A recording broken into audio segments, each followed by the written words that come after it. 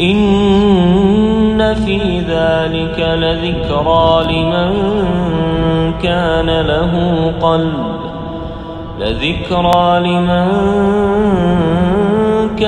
له قلب أو ألقى السمع وهو شهيد.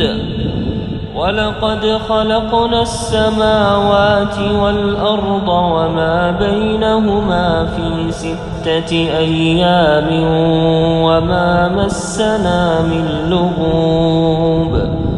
فاصبر على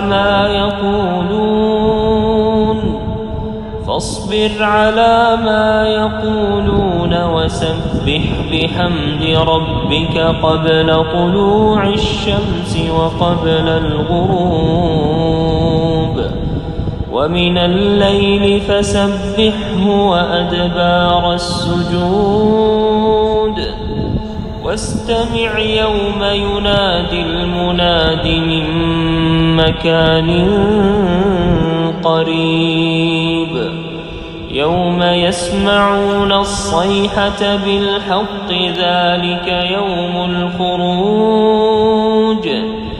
إنا نحن نحيي ونميت وإلينا المصير. يوم تشقق الأرض عنهم سراعا ذلك حشر علينا يسير.